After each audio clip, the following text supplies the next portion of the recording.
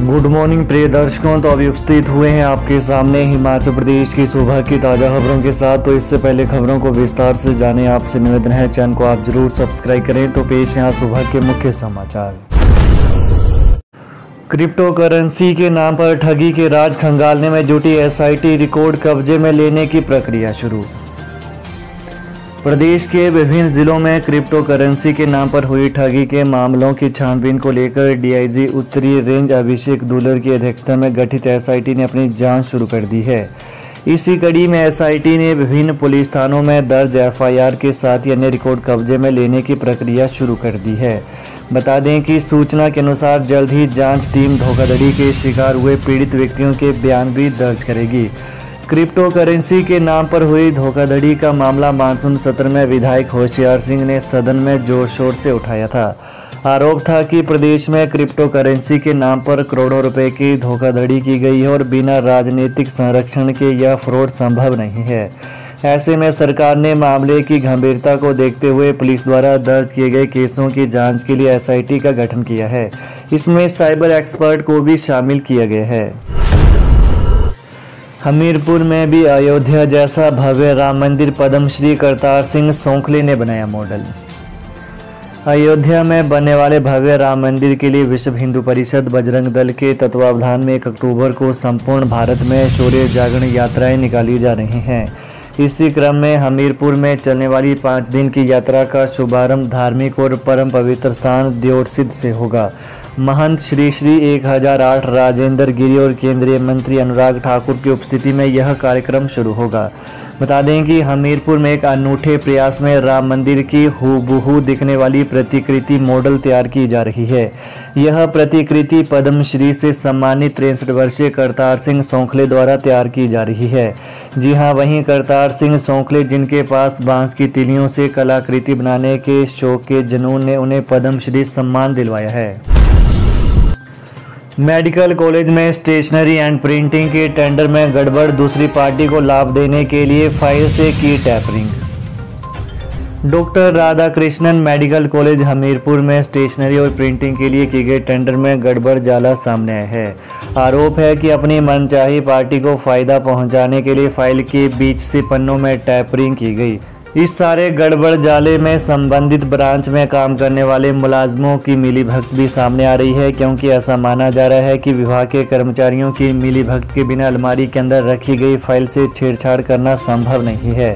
यही नहीं, इससे अधिक चौंकाने वाली बात यह सामने आई है कि इस मामले में मेडिकल कॉलेज प्रबंधन की ओर से जो जांच करवाई गई वो भी मात्र खानापूर्ति साबित हुई, क्योंकि 19 अगस्त को सौंपी गई जांच की रिपोर्ट पर 1 महीने बाद भी किसी तरह की कार्रवाई अमल में नहीं लाई गई। जानकारी के मुताबिक हमीरपुर मेडिकल कॉलेज में स्टेशनरी और प्रिंटिंग के लिए करीब 200 आइटम की खरीद के लिए एक टेंडर निकाला था। रंगड़ों को भगाने पेड़ पर चढ़ा व्यक्ति, ऐसे मिली दर्दनाक मौत। पुलिस चौकी डाडासीबा के अंतर्गत कनौल गांव में रंगड़ों के काटने से एक व्यक्ति की दर्दनाक मौत हो गई है। जानकारी के अनुसार पुरुषोत्तम 76 वर्षीय पुत्र राम शरण के घर के नज़दीक पेड़ पर रंगड़ों ने अपना घर बना रखा था, जिन्हें भगाने के लिए देर रात तकरीबन 10 बजे वो पेड़ पर चढ़ा, लेकिन देखते ही देखते रंगड़ों ने हमला कर दिया। घायल अवस्था में परिजनों ने इलाज के लिए उसे सिविल अस्पताल डाडासीबा पहुंचाया। गंभीर हालत को देखते हुए उसे टांडा रेफर किया गया, जहां रास्ते में ही उसकी मौत हो गई। वहीं सूचना मिलने पर मौके पर पहुंची पुलिस टीम ने शव को कब्जे में लेकर जांच शुरू कर दी है। अरबों रुपए जमा पर खर्च नहीं कर रही सरकार, नेता प्रतिपक्ष का आरोप। आपदा प्रभावितों के साथ किया जा रहा भेदभाव। प्रदेश की कांग्रेस सरकार आपदा प्रभावितों के साथ भेदभाव कर रही है। कई मामूली नुकसान पर भी 1 लाख रुपए की राशि बांटी गई, तो कहीं पूरे घर तबाह होने के बावजूद जायजा लेने के लिए पटवारी तक नहीं पहुंचा। कांग्रेस सरकार को यह वेदना महसूस नहीं हो रही है। इनके मंत्री और सीपीएस सिर्फ फोटो खिंचवाने तक सीमित हैं। जयराम ठाकुर का कहना है कि अरबों रुपए की राशि राहत कोष में जमा हो चुकी है, तो फिर क्यों यह राशि खर्च नहीं की जा रही है। आपदा में प्रभावितों के साथ ये भेदभाव क्यों किया जा रहा है कि कहीं 5-5 हज़ार तो कहीं 1-1 लाख रुपए की राशि नकदी के रूप में दी जा रही है। अफसरों की अनुपस्थिति पर गरमाया सदन, मेयर ने सख्त कार्रवाई की दी चेतावनी। नगर निगम की मासिक बैठक में संबंधित विभागों के अफसरों की अनुपस्थिति रहने पर सदन में पार्षदों ने हंगामा किया।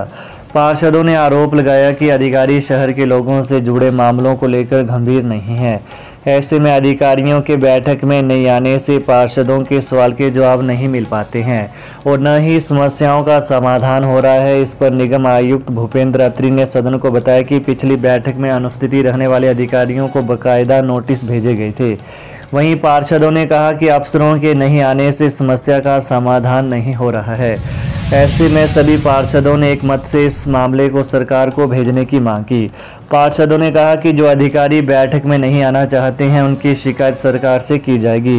प्रस्ताव पारित कर मामला मुख्यमंत्री को कार्रवाई के लिए भेजा जाएगा। वहीं मेयर सुरेंद्र चौहान ने तल्खी भरे अंदाज में कहा कि जो अफसर निगम पार्षदों के सवालों को लेकर गंभीरता से कार्य नहीं करेगा, ऐसे अधिकारियों पर मजबूरन सख्त कार्रवाई की जाएगी। जवाब देने से भाग रहे कांग्रेस नेता भाजपा प्रदेश अध्यक्ष डॉक्टर राजीव बिंदल बोले, झूठी गारंटियां देकर पाई सत्ता। भाजपा प्रदेश अध्यक्ष डॉक्टर राजीव बिंदल ने कहा कि भाजपा ने हिमाचल प्रदेश के ज्वलंत मुद्दों को लेकर धरना प्रदर्शन किया। बहुत सारे ऐसे महत्वपूर्ण विषय हैं जिन पर सरकार को जवाब देना चाहिए। प्रदेश की कानून व्यवस्था लगातार बिगड़ती जा रही है। बिंदल ने कहा कि चंबा में जिस प्रकार से निर्मम हत्या हुई उसके बाद यह स्थितियां सुधारनी चाहिए थी, लेकिन ऐसा नहीं हुआ। उन्होंने कहा कि प्रदेश में कोई जिला ऐसा नहीं बचा है जहां लगातार बलात्कार हत्याओं की घटनाएं न बढ़ी हों। और तो और मुख्यमंत्री के गृह जिला में जो अमानवीय कृत्य हमारी एक बहन माता के साथ किया गया, जो शर्मनाक है। लगातार कांग्रेस के लोग कहा करते थे कि मणिपुर के अंदर जो हुआ वो दुखदाई है, लेकिन हमीरपुर में एक बहन के बाल काट के उसका मुंह काला करके पूरे गांव में घुमाया जाना, इसके बारे में अभी तक सरकार की ओर से रुख स्पष्ट नहीं किया गया है। यह चिंतनीय है। जेबीटी पदों पर नियुक्त बीएड टीचर नहीं हटेंगे। हिमाचल सरकार ने हाईकोर्ट में दिया अपना जवाब। एनसीईटी की अधिसूचना और हिमाचल हाईकोर्ट के फैसले के बाद जूनियर बेसिक टीचर के पदों पर नियुक्त हो चुके बीएड डिग्री धारक अभ्यर्थियों को राज्य सरकार नौकरी से नहीं निकालेगी। सुप्रीम कोर्ट से बीएड द्वारा केस हारने से पहले जेबीटी के पदों पर हिमाचल में 131 बीएड नियुक्त हुए हैं। ये टीचर सरकारी स्कूलों में नौकरी कर रहे हैं, लेकिन उनकी नियुक्ति सब्जेक्ट टू फाइनल आउटकम की गई है, इसलिए यहाँ नियुक्ति खतरे में आ गई थी। इसी केस में हिमाचल हाईकोर्ट ने राज्य सरकार से अपना पक्ष रखने को कहा था। अब राज्य सरकार ने हाईकोर्ट में कहा है कि जेबीटी के पदों पर नियुक्त हो चुके बीएड डिग्री धारकों को सरकार नहीं निकालेगी, लेकिन आगे से जेबीटी के पदों पर बीएड नियुक्त नहीं किए जाएंगे। हालांकि राज्य सरकार का पक्ष रखने के बाद भी हिमाचल हाईकोर्ट ने इस मामले की सुनवाई 19 अक्टूबर को तय की है। हाईकोर्ट के अंतिम फैसले पर ही निर्भर करेगा कि इनका भविष्य क्या होगा, क्योंकि नियुक्ति देने वाली राज्य सरकार ने ही खुद कह दिया है कि वो बीएड डिग्री धारकों को नहीं निकालेगी, तो यह उनके लिए बड़ी राहत की बात है। तो ये हैं प्रातः के मुख्य समाचार। तो प्रदेश की ताज़ा खबरों को पाने के लिए कृपया चैनल को जरूर सब्सक्राइब करें। धन्यवाद। जय हिंद, जय हिमाचल। जिसे होगा ज्ञान वही करेगा समाधान। हम कहते नहीं करके दिखाते हैं। हमसे पहले काम करने वाले को मुंह मांगा इनाम। दुआ तवीजों द्वारा किया कराया। घर में खून के छींटे आना चंद मिनटों में खत्म। गृह क्लेश, काम कारोबार में बंदिश, मनचाही शादी में रुकावट, सौतन दुश्मन से छुटकारा, संतान का ना होना या होकर मर जाना, प्यार में धोखा खाए प्रेमी प्रेमिका, एक बार फोन अवश्य करें।